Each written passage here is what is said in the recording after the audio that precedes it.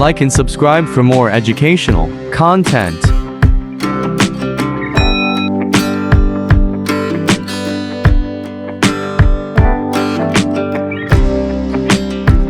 Hello વિદ્યાર્થી મિત્રો, કેમ છો? મજામાં? લેરી એકાઉન્ટ્સ વાલામાં આપનું હાર્દિક સ્વાગત છે। હવે મિત્રો, આજે આપણે દાખલા નંબર 15 જે તમારા પાઠ્યપુસ્તકના પેજ નંબર 61 પર આવેલું છે તે દાખલો જોઈશું। રુસ્તમ લિમિટેડ। મિત્રો, આ દાખલો ખૂબ જ ઇમ્પોર્ટન્ટ છે। કેમ? કારણ કે 2022 અને 2023 બસ ફક્ત નામના ફેરફાર સાથે આ પૂરેપૂરો દાખલો તમને પૂછાયેલો છે। એટલે આ દાખલો ખૂબ જ વ્યવસ્થિત રીતે સમજજો, જેથી કરીને જો ભવિષ્યમાં પણ આ જો બોર્ડમાં પૂછાય તો તમે ચોક્કસપણે બહુ જ સરસ રીતે જવાબ આપી શકો। તો મિત્રો, ચલો આ દાખલાની શરૂઆત કરીએ।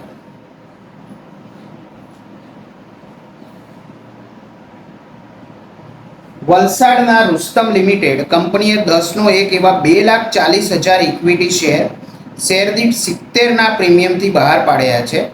શેર દીઠ નીચે મુજબ રકમ મંગાવવામાં આવેલી છે। મિત્રો, અરજી વખતે એમ કહે છે કુલ 38 રૂપિયા એટલે 3 રૂપિયા શેર મૂડીના અને 35 રૂપિયા મિત્રો પ્રીમિયમના મંગાવેલા છે। અરજી સાથે 38 છે, મંજૂરી સાથે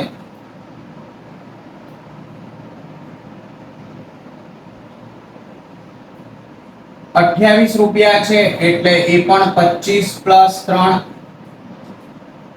અને આખરી હપ્તા વખતે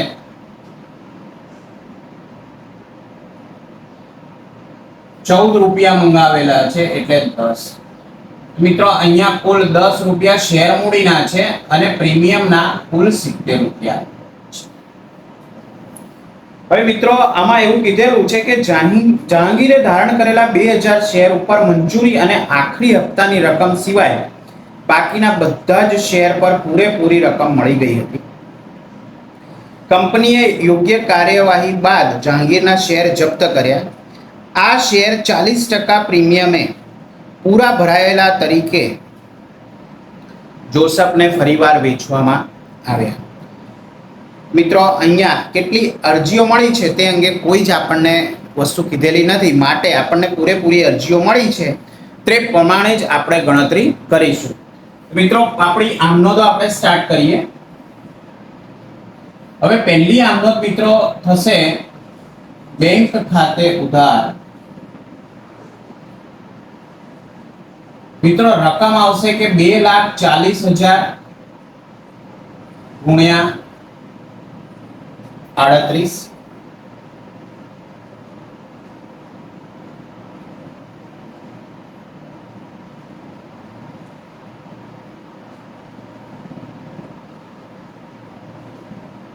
2,40,000 ગુણ્યા 38 એટલે 91,20,000 રૂપિયા। તે શેર અરજી ખાતે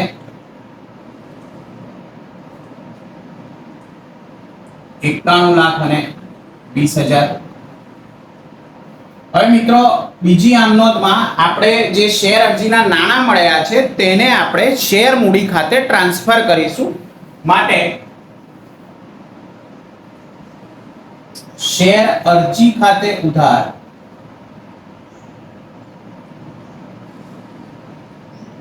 91,20,000 તે શેર મૂડી ખાતે અને તે જામીનગીરી પ્રીમિયમ ખાતે। હવે મિત્રો, તમને ખ્યાલ છે શેર મૂડી ખાતે હંમેશા જે આપણે શેર બહાર પાડ્યા છે એટલે કે 2,40,000 ગુણ્યા શેર મૂડીની રકમ 3 છે એટલે 3 સાથે એનો ગુણાકાર કરીશું એટલે 7,20,000 આવશે। અને જામીનગીરી પ્રીમિયમમાં 2,40,000 ગુણ્યા 35 કરીશું 2,40,000 ગુણ્યા 35 એટલે 84 લાખ રૂપિયા આવશે. હવે આવી જ રીતે મિત્રો આપણે મંજૂરીના નાણાં પણ મંગાવીશું. મંજૂરીના નાણાં કુલ આપણે મંગાવવાના છે 28 રૂપિયા છે. એટલે મંજૂરી ખાતે ઉધાર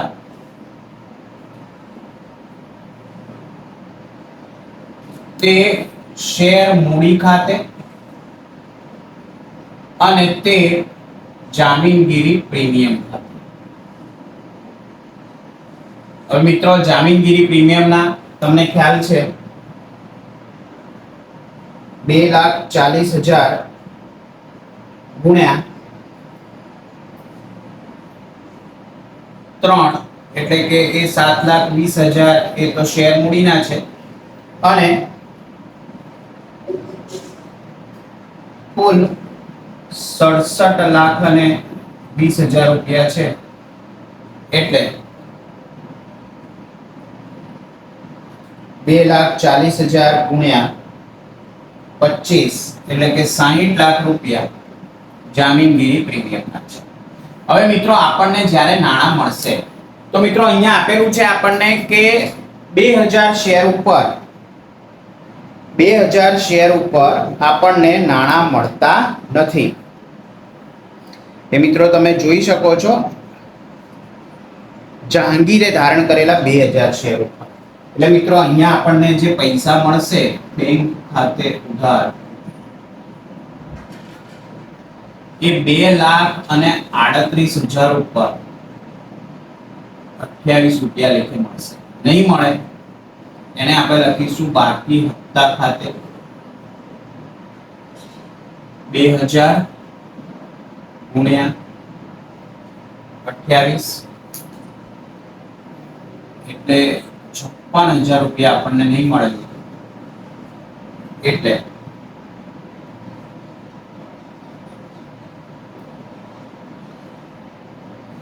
67,20,000 માંથી આપણને મિત્રો 56,000 રૂપિયા નહીં મળે. એટલે 66,64,000 રૂપિયા મળશે. કુલ થશે 67,20,000. તે મંજૂરી ખાતે. હવે મિત્રો આપણી પાંચમી આમનોંધ આપણે આખરી હપ્તાના નાણાં મંગાવીશું. તો આપણી આમનોંધ થશે આખરી હપ્તા ખાતે ઉધાર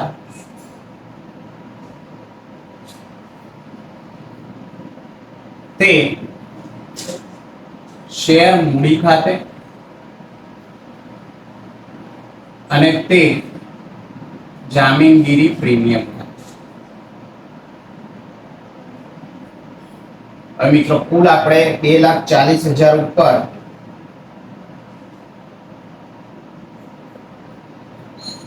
2,40,000 ઉપર 14 લેખે નાણાં મંગાવીશું. એટલે 33,60,000 રૂપિયા આપણે મંગાવીશું. તેમાંથી આપણને 2,40,000 ગુણ્યા 4 એટલે 9,60,000 રૂપિયા શેર મૂડી ખાતે ટ્રાન્સફર કરીશું અને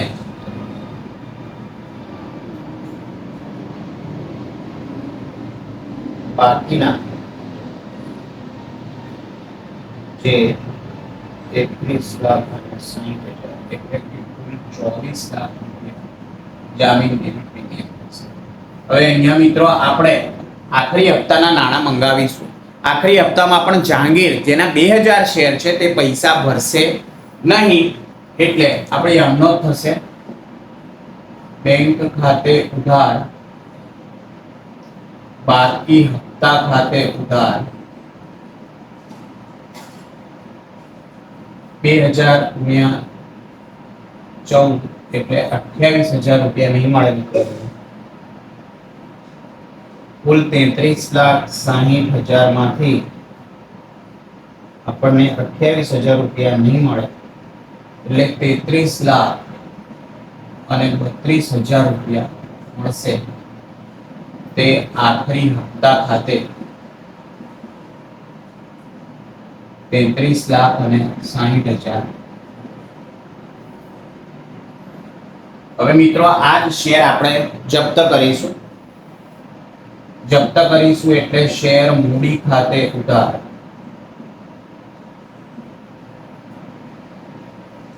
કુલ મિત્રો 2000 શેર છે, ₹10 લેખે મંગાવી લીધા છે એટલે ₹20,000 ઉધાર જામીનગીરી પ્રીમિયમ ખાતે ઉધાર। મિત્રો આ જામીનગીરી પ્રીમિયમ જે છે એની રકમ જે ઉધાર કરવાની છે ખૂબ જ અગત્યની રકમ છે મિત્રો। અહીંયા જે રકમ એને ભરી દીધી હોય, મિત્રો જો અરજી સાથે પણ પ્રીમિયમ છે એ રકમ એને પૂરેપૂરી ભરેલી છે એટલે તેને આપણે ઉધાર કરવાની જરૂર નથી, પણ તેના સિવાય મંજૂરી અને આખરી હપ્તામાં જે પ્રીમિયમ છે તે રકમ તેને ભરેલી નથી, માટે એ રકમ આપણે અહીંયા ઉધાર કરવી પડશે। મિત્રો જામીનગીરી પ્રીમિયમ ખાતે ઉધાર કરીશું 2000 ગુણ્યા 35 એટલે 70,000 તે શેર જપ્તી ખાતે, મિત્રો શેર જપ્તી ખાતે 2000 ગુણ્યા 3 ફક્ત અને ફક્ત શેર મૂડીની જ રકમ લખવામાં આવશે એટલે 6000 તે મંજૂરી ખાતે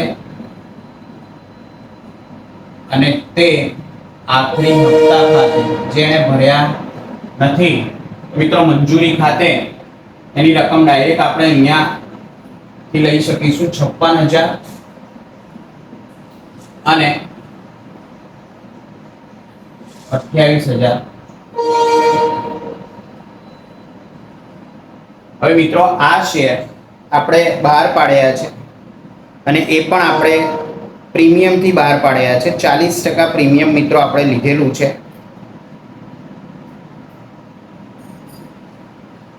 જોસેફને આપણે આપેલા છે તો 40% થી પૂરેપૂરા ભરાયેલા છે મિત્રો, એટલે બેંક ખાતે ઉધાર મિત્રો ₹10 તો શેર મૂડીના અને 40% પ્રીમિયમ એટલે ₹4 પ્રીમિયમના એટલે 14 લેખે આપણે બહાર પાડીશું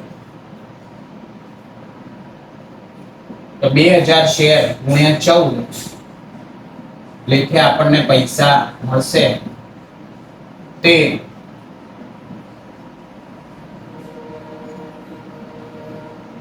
શેર મૂડી ખાતે